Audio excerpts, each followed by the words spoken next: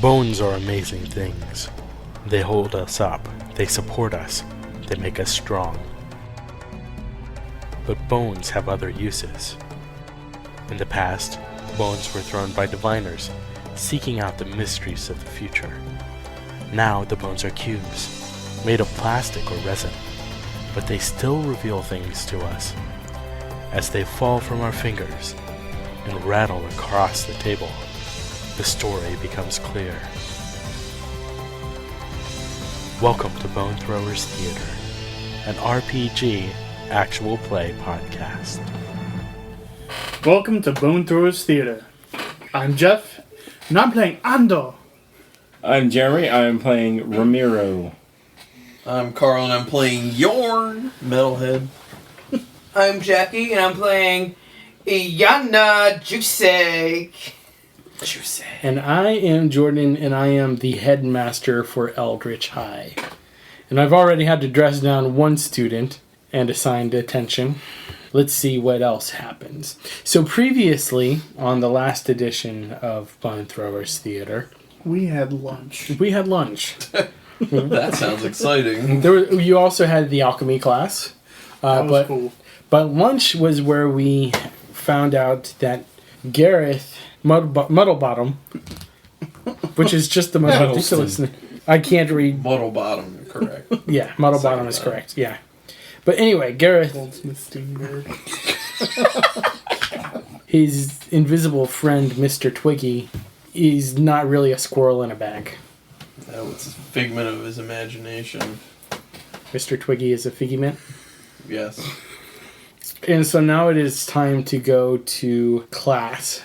What's your next class, Romero? Shapeshifting. Shapeshifting. Oh, I'm in that. Yeah. That should be fun. And Ando, you're in Conjuration. with Aiyana Juicy. And Gareth. Wacko. Let's go ahead and do shape-shifting first. Let's say that shape-shifting meets Henrik's Hall. Henrik's Hall, yeah. And so that was the one that was a castle that had just been transported to the Shadow Realm to become the hall for the school by the leader, Miss Hendricks. Or Henrik's. So including in that, though, was her entire stable. So it makes sense that the shape-shifting class would be in the stable, because then you are around animals and you can see what's going on. And I'm not imagining that as a magical stable. This isn't just like a couple of horses and everything. This is a pretty good menagerie of creatures. There's a bear, A unicorn. Manticore. a goat, Ants. Reverse mermaid. a shark. Oh, yeah. A shark. Nice. Land shark? No. The sharks that were in Sharknado. The ones that were So they're just like spinning around. They just have it like in a glass case. Just a Sharknado constantly going. Like those funnels you make when you're like in elementary school where they tipped it over and made it. Yeah, but with sharks. Exactly. Anything else that's there that catches Romero's eye? Jaguars. Yeah, of course there are jaguars. Yeah. There's snakes. One jaguar has a burnt tail. Oh.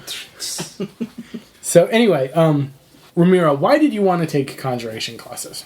I didn't. Shape-shifting. Shape-shifting classes, yeah, excuse me. 2 classes going on at once, I can only handle so much brain power. Shapeshifting seems like it'd be very useful when you're trying to be sneaky. And Mr. Metal, why did you want to take shape-shifting? Jorn thinks shape-shifting is very metal. It's kind of the only class that really piqued his interest because he has the gift of beast tongue. He's always been able to talk to animals. So he figured if I can talk to them, I already understand them quite well.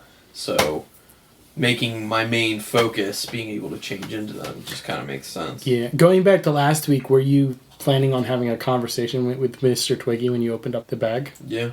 If he was there. But I had a feeling he was not.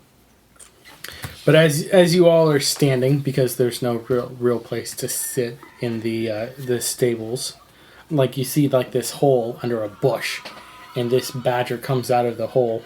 As they come out of the hole, you can see that as they reach like their front paw forward, it just turns into a hand. As they move forward, they just shift seamlessly from this badger form into a person. And it's Professor Proudfoot, and Professor Proudfoot is not very tall, and like you, does not wear shoes. Nice. He's got proud feet. He's very proud of That's his feet. common. Professor Proudfoot looks at all of you and he goes, "Many of you shall fail this class because you do not have the discipline to maintain the form of a wild creature. Many of you will fail the class because you choose to ignore the strictures that it holds upon you. And many of you will fail the class because of your own ulterior motives. When you become one with the animals, when you assume their form, you assume more than just the outward shape. You become that animal. So some of you will lose this class. You will not pass this class because you will not gain the ability to maintain your own mind in the form of the creature. Any questions?" So, do you mean like not able to maintain your own mind as in you can, when you shapeshift, you can lose your humanity and become more animalistic? Precisely. Have there been times when that's happened to people and they can't turn back? There has been. Oh, wow. Especially if you become lost in the shadow realm. So this is really dangerous. Has that happened here? It has in the past. So I want you to think long and hard about whether or not this is something that you feel capable of doing. Because the risks are great. Yes, you. When do we start shapeshifting? If you're lucky, you'll start shape-shifting by the end of the semester. Under Romero's breath is like, "So this has already started today." Jorn starts trying to shapeshift. I can do it. I can do Try it 9 times. Tries to turn into a badger to emulate what the teacher did. Okay. So I guess I do 2. Yep. 6, and a queen. Okay, so that the 6 becomes a bang. So I made it. You did make it. Although, actually, are both those bangs because shapeshifting them prodigy in? No. Is that how that works? What happens is, once you hit 10, the cards that you use to make 10 are discarded. The cards that are in excess become the bang. Okay. Yeah, but being prodigy, it has something additional. Oh, it's another bonus card. Okay, so I should have drawn an additional. Okay, just put an additional one in here. You successfully turn into a badger, and you have a ring through your nose. Yeah, of course. So- And like white contact lenses. So Professor Proudfoot reaches down, grabs you by the nose ring, and lifts you up into the air. That's not nice. He could be in trouble for abuse. So you're like flailing your little badger legs in the air, and you're kicking. Like, I'm sure it hurts. Yeah. It's probably fairly painful. And the professor goes, "And this is why another reason you must be careful, because you might not change everything. So, next time when you come to class," and he kind of gives you a little shake, "don't wear the nose ring." And he drops you. Do you turn turn into a boy as you hit the ground? Yeah, turn back. I'm a real boy, Geppetto. Yes. So, should we wear clothes at all? Because I'm fine with that. Wearing clothes? Not wearing these clothes. Freak. You may go naked. Oh no. Glad I'm not in that class, huh? Is that Well, metal enough for you? see what Gareth has to say. No clothes is not metal. All black clothes, metal. I don't want to see other people naked. That's not metal. Unless they're hot. And then Romero under his breath again is like, "You're welcome, ladies." Ew. Some of the girls kind of go to stand on the other side of the stable from you. We're going to cut to the conjuring class, which is almost a tongue twister. Cut to the conjuring class. Jeff, Yes. what does the conjuring classroom look like? Imagining it being standard classroom style, only the walls are lined with trinkets. What kind of trinkets? Keys, little doodads, little porcelain figurines, wooden tools, I don't know, workshop stuff. Okay. Whatever you can think of small that can be conjured. Jackie, what's one thing that catches your eye on the collection of conjuring items? What catches my eye is a snow globe. Snow globe. What's in the snow globe? Manhattan skyline. Fair enough. Juicy. What is the name of your professor? He's a knight. Sir? Sir grabs a lot. Sir grabs a lot. The conjuring glass. Are we serious? Yeah. Jeff, what's one thing you notice about Sir Grabs a lot?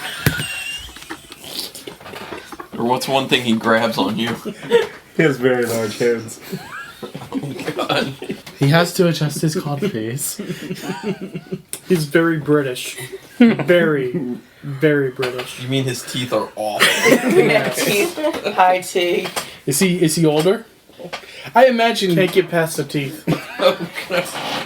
So I imagine. No, because he still has teeth. I imagine Sir Grabs a lot as this older gentleman who walks in a tweed jacket and the Leather riding elbow pants. patches. Yeah, there are like leather elbow patches. He's wearing slacks. His slacks are pulled up over his stomach, which is quite large. He's got this briar root pipe in his mouth, and he's got like the Friar Tuck look, where there's like this ring of hair around his ears and everything, and then like just some on the top, but like most of his head is bald, and there are like 3 or 4 liver spots on his skull. And his teeth look like they're fighting with each other. His teeth actually, there's some green salad still left in there. Oh. What is that? How long has that been there? So he walks in and he's holding his hands in front of him and they're resting on his rather portly stomach. And he comes into the class, holds out his hand, closes his eyes, and a toothpick appears. And he starts, Digging away. just picking away whatever. It was actually the remains of his watercress sandwich. I'm glad I'm not in that class. Yeah, you're just glad you're in the naked class. Sir grabs a lot my kidney. I don't even want to talk about that. So, where are you sitting in the classroom? I think the whole back row was filled up by the time I got there. So I'm like pushed up one row, kind of more towards the middle, unfortunately. So not very good people watching positions. No, not as ideal as I wanted to be. I think Gareth is in the back row. Is he right behind you? No, he's like 2 seats away. 2 seats away? Yeah, in the back. Does he seem... Very upset. Very, very upset. Still distraught. Is he like holding his bag still? He's talking to his bag. He's just got his head in there. Yeah. Both Jeremy and Jeff like hold their hands like they're like holding a little carpet bag and they're sticking their faces between their hands. Where are you sitting, Ando? All the way on the right side up front, near the door.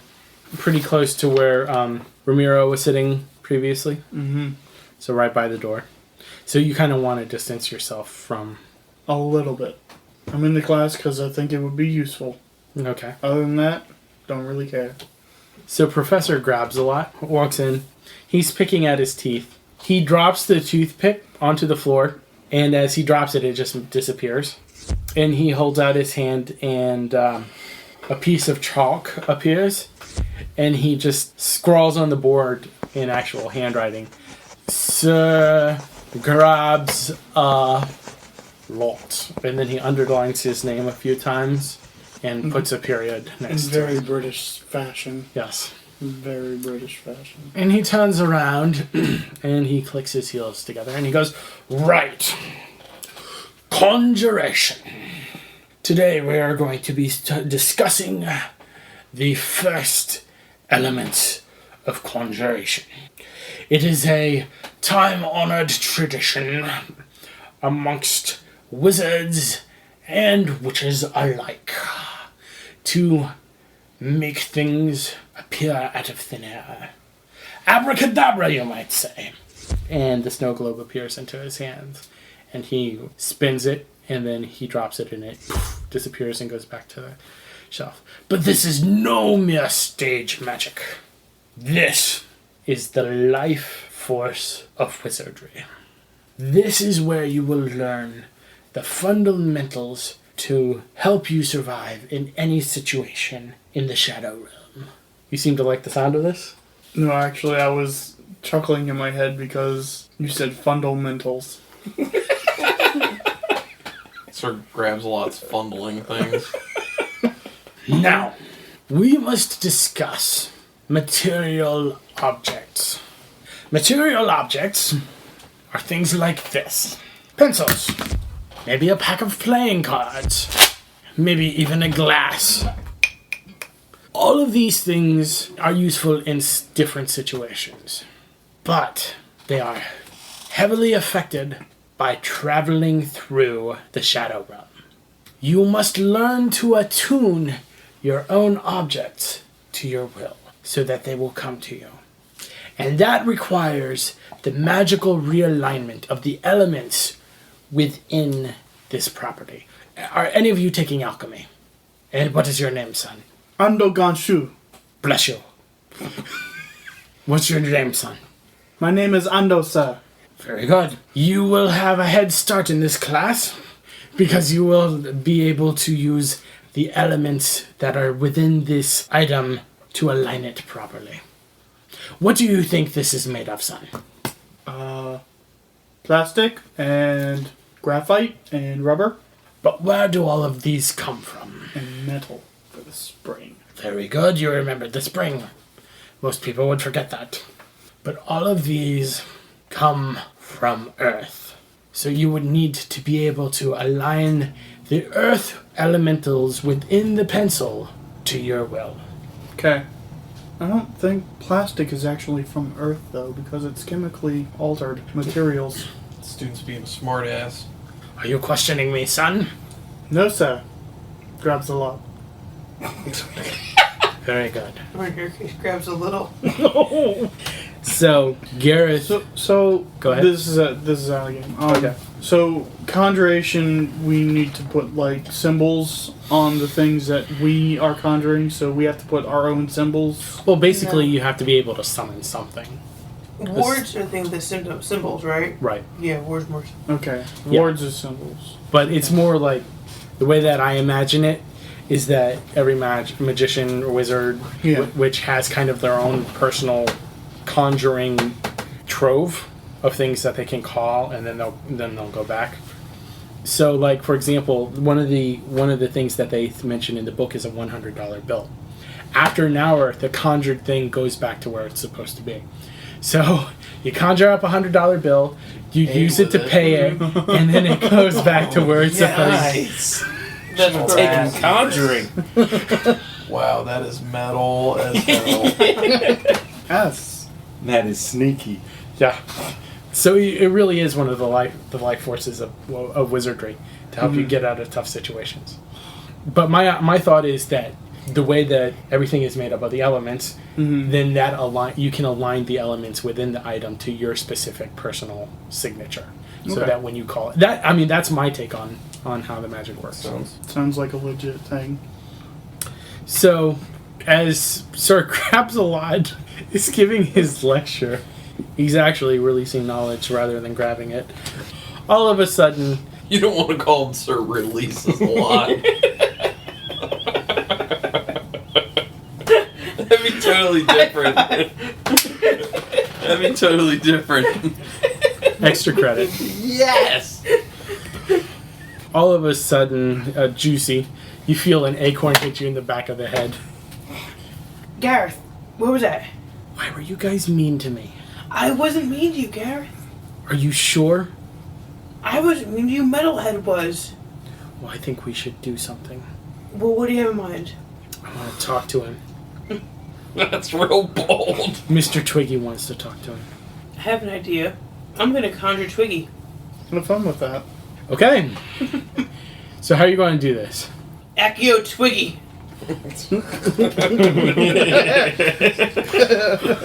Okay, Man, you didn't have to learn anything. This conjuration thing must be simple. is this your proficiency? No, it actually is not. Okay, so you get one card because it's in your class. Mm-hmm. You get, is that it? She would get 2 cards though, because 1 base Right. for everything. One and base then for 1 everything because of the additional. class. And then one's a class. And then I'm wondering if she gets another one because she's Garrett's friend. No, I wouldn't think wouldn't do so that. because you would. No, because If you were friends with Twiggy, then yeah. Okay. But inanimate objects. You can only Yeah. conjure inanimate objects. what if Accio Twiggy bag. Okay. You, Okay, so okay. What's that back to? What if Twiggy were Okay. a So taxidermied squirrel at then home? you could. Jackie actually has a taxidermied squirrel. Nice. His name is Little Danny. He lives in my rafters. So the bag just like poofs from next to Gareth's desk onto your desk. Gareth, I'm gonna open this bag. Fine. I'm sorry, I really think you're a really awesome guy, but I need to know what the hell is going on with Twiggy. Can I tell me anything before I open his bag? He's not in there. Where's Twiggy? He's in the special place. Oh, the murder hole. I didn't kill my parents. Why would you say such a thing? And not alluding how your parents died at all. I think you're a cool guy. I'm not quite ready to go to the special place. Well, not with you, anyway. I think you're a good guy, but this is weird, yo. Well, will you help me talk to Metal Dude You know what? Yes, I will. I'll help you talk to him. tonight? Sure, tonight. Tonight I'm gonna have myself a real good time. Queen, anyone? Yeah. Greatest hits. Anyway, Anyway, we're going to take a break on that note.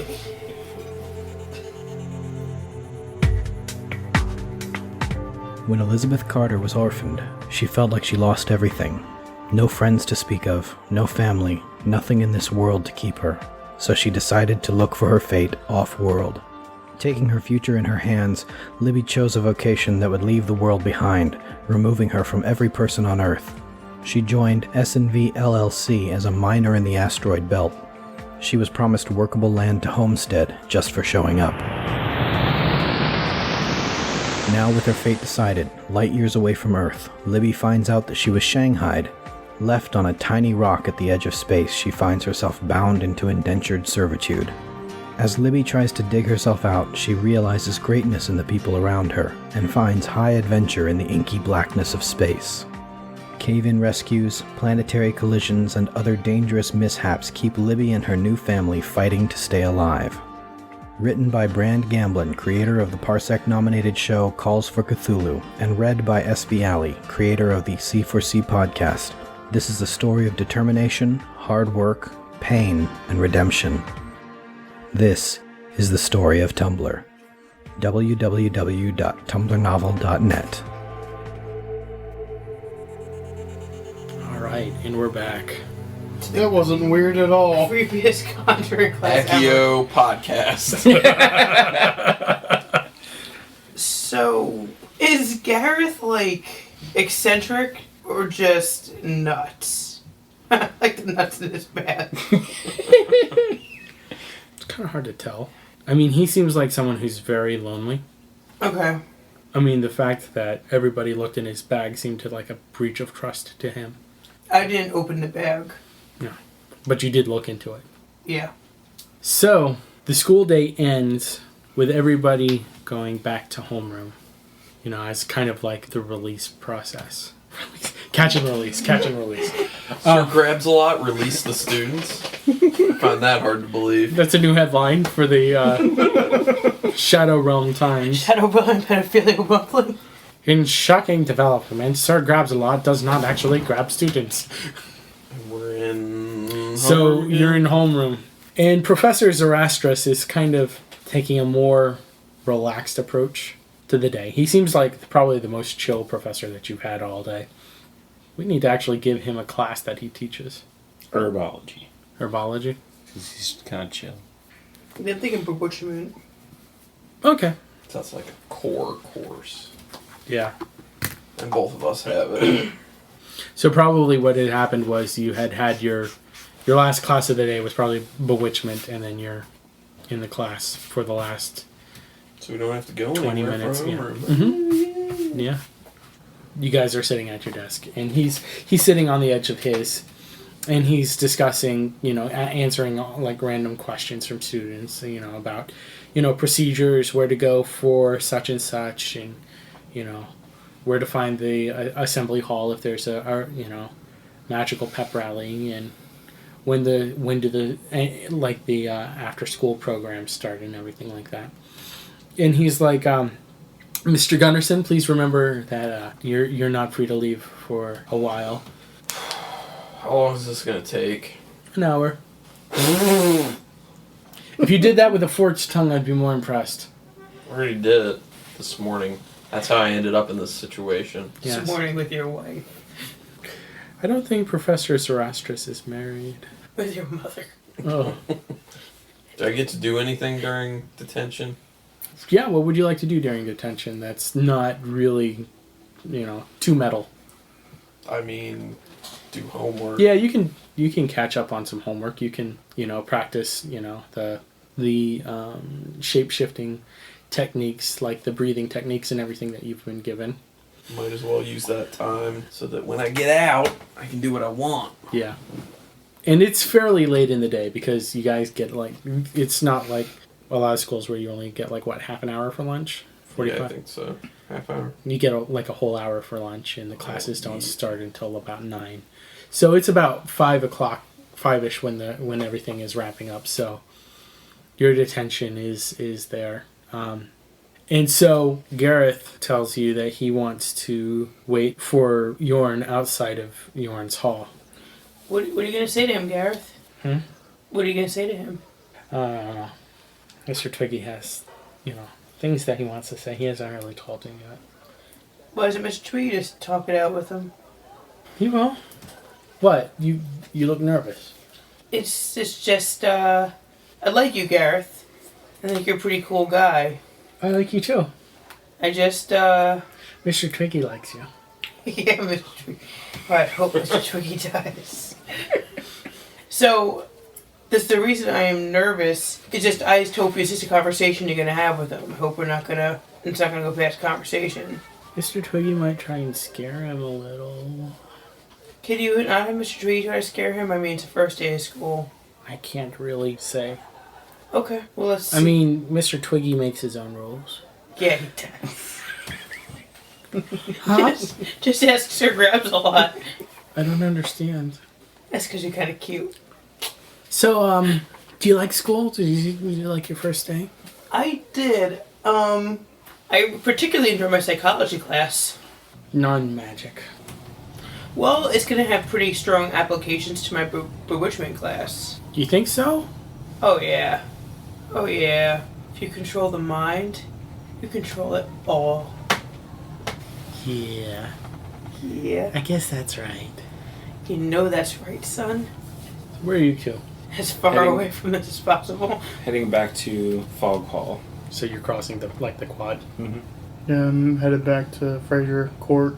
So you're out of detention, and so you're all in the same general vicinity. I try to conjure something. Plunger appears in your hand. Oh, Yes. What are you trying to conjure? What's your question?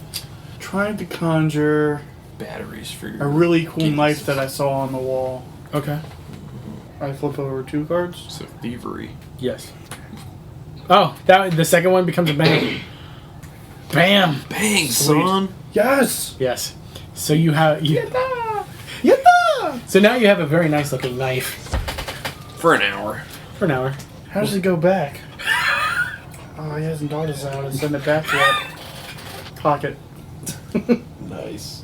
I don't think it's a pocket knife. I'm thinking it's more like a hunting knife, but you put it in your belt and pull Yeah. your shirt over it.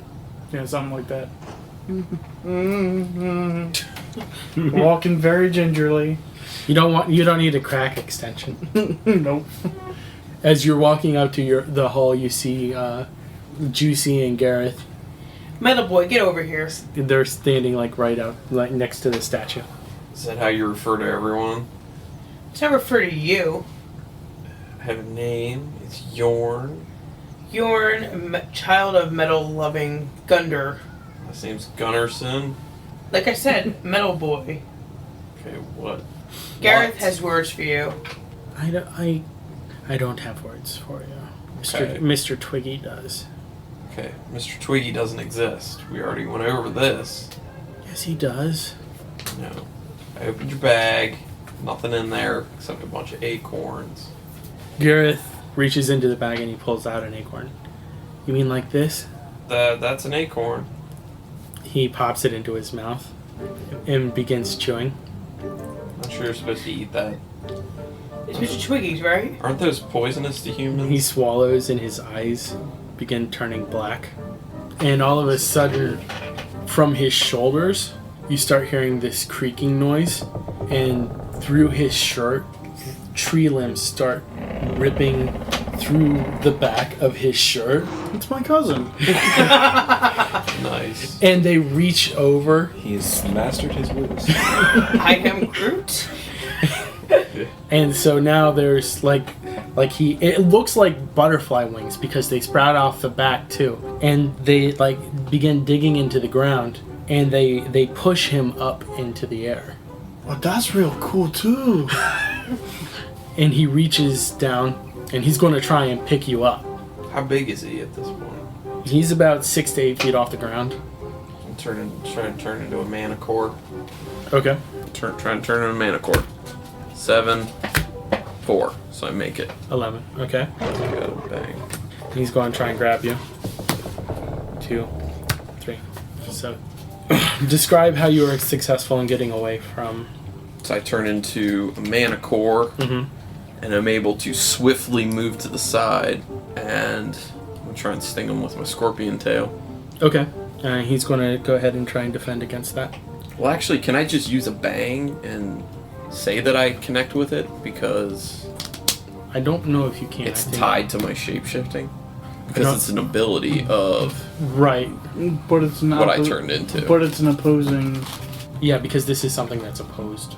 Okay.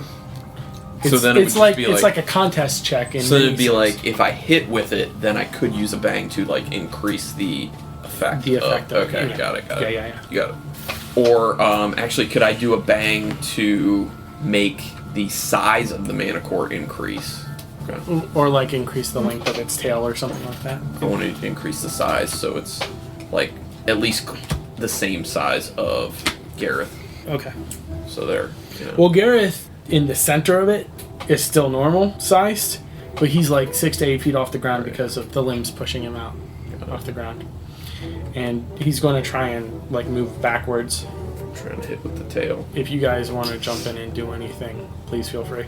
So would I get bonuses for shape shifting if I'm trying to do something as? Yeah. Basically, you would, because you're using shape shifting, from what I understand, you're going to be using your single card, your grade card, and then you're going to be using your shape shifting card, and then because you have the speed of a manticore, you can use a third card, if I'm reading that correctly. Yeah. So I guess I draw 3 total. Mm-hmm. Okay. Ready? Yep. First card, 5. Check. 2. I'm gonna be good. Okay. Oh. Ace. Ace. Pretty far behind on that. Can I try to cheat? I guess. You can. And do I roll all 3? You can roll 1, 2, or 3. A maximum of 3. I'll roll 3. Okay, so that puts you at 8 right now. It's a 9, so that's 17. There's a 3, so that's 20. 1. Oh, demerit. Damn it. You take a demerit. Do I get the 1 though? Because that would tie, but I don't know if that matters. Yeah, I'll give you the 1. So, in the case of a tie, Can you use your extra credit to get rid of a demerit? I probably can. I would assume. Gareth, who am I talking to now? This isn't Gareth. This is Mr. Twiggy. I thought Mr. Twiggy was a squirrel. You thought wrong. The acorns are what I need. So nobody See, lady, told you he was weird guy. Now he's tree. No, you can't. Extra credit is worth 1 bonus card or 1 homework point. Now, if you want to describe something about the system, like what's going on and everything, you can lay down 5 cards into your discard pile. You can discard 5 cards to gain a fact about the situation. That's okay. I mean, we tied, so what do we do in the tie situation? You just want to say it's like a neutral. Yeah, we'll go ahead and say that it's a neutral outcome. That he's able to skitter away. Yeah. Or like with the side of the tail, like hit his arm and he just kind of pushes it away. Yeah. So that's pretty neutral. Yeah. Okay. I like to put a ward of protection on myself. Okay. Real nice. Only thinking about yourself. Well, obviously. Yeah, that's true. Juicy. You gotta put on your own air mask before you. Yeah. 10. The 3 becomes a bang. Alright. So I draw... You draw yourself like a circle of protection? I think it's kind of a symbol if it's on yourself, right? Yeah. She draws a swastika of protection on her forehead. That's really worked in the American justice system before. It has to be protection against one specific thing, though. No, protection from Twiggy. Use this beckoning cat symbol. What does the little happy cat? Yeah, happy high-fiving Chinese food place cat. The waving cat. How do you do this? No, maybe it is something more simple, like a star or something. Yeah. She pulls out a stamp from her purse. Yeah, so I just draw it. I just draw a heart on my skin Okay, and that protects you. from Twiggy. Okay. So you two were just walking across the way, and you've seen all of this going down. Like there's a manticore and a monster fighting on the quad. Did we see the beginning of it, or once it's heated, that's when everybody notices? I mean, you guys were walking across the quad. You might not have been noticing it, like them standing out there, but when Mr. Twiggy appears, you would have heard that because it sounds like tree limbs groaning and everything like that, and people start yelling. I'm assuming that it's any people on the quad who saw it would start making a lot of noise. And then all of a sudden you hear the roar of a manticore, and you turn around and there's 2 monsters duking it out on the quad lawn. I don't think Ando would do anything because he doesn't much care for either. Did you actually see what happened, or did you? Because you see someone who's there who's standing right next to it who looks like they could be in danger. Pretty girl. I don't know what he would do. I already blew you off today. Yeah. I'm not a fan of anyone in this situation, so I would just let it play out. Romero. I want to shapeshift to a horse. Okay, go ahead and make your pull. So I get 1 just because, and then another because I have that class. Yeah, right, exactly. 9. King. So this would go... The 9 becomes a bang. Bang? Okay. So I'm shapeshifted into a horse, and I'm going to go ahead charge in to where Juicy is, just to hopefully offer a way out. Okay. I just got this picture in my head of this horse dressed like a kid. Nice. Running across in a skill uniform. All right, well, we'll go ahead and pause right there, and we will continue on next week. Thank you for listening to Bone Throwers Theater. The cast is Carlin, Jeff, Jeremy, Johnny, Jordan, and Stephanie. This podcast is released under a Creative Commons Attribution, Non-Commercial, No Derivatives 3.0 Unported license. Please feel free to share the podcast, but please do not modify it or attempt to gain financially from it. To find the show online, visit our site, bonethrowerstheater.com. Our Twitter feed is @bonethrowerstheater, and our email address is bonethrowerstheater@gmail.com. Join our social networks on Facebook and Google+. Podcast art was designed by Laura Tress and is used with her permission. Until next time, may the bones fall in your favor. This has been a Nerd Circle podcast production.